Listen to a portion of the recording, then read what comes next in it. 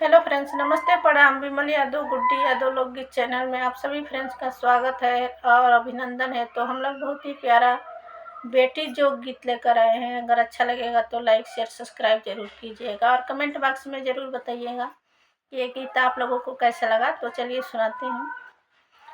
कोयल बोले ले हाना हाना बगिया में, कोयल बोले ले हाना हाना बगिया में।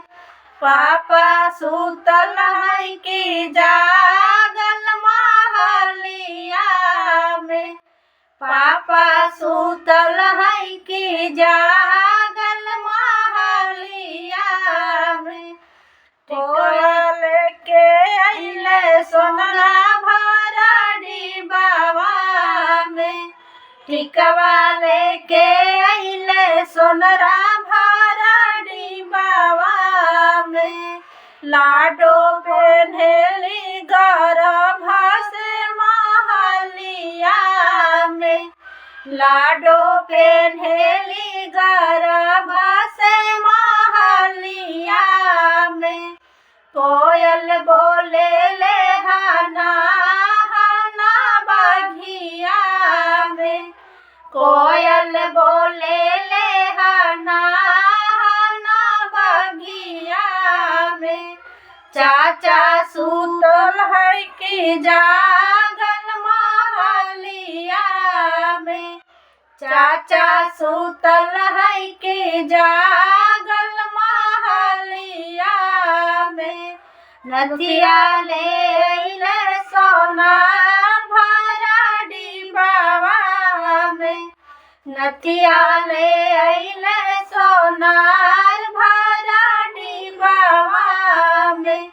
लाडो पेन्हेली गर्भ से महलिया में, लाडी पेन्हेली गर्भ से महलिया में।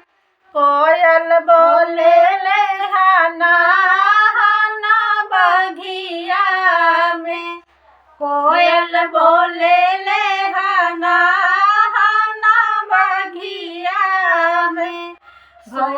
भैया सुतल है कि जागल महलिया में, भैया सुतल है कि जागल महलिया में।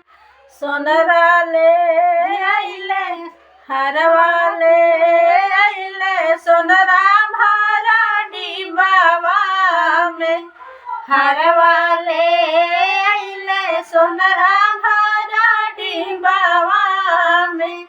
बहनी पेन्हेली गर्भ से महलिया में, बहनी पेन्हेली गर्भ से महलिया में। कोयल बोले रे हाना हाना बगिया में, कोयल बोले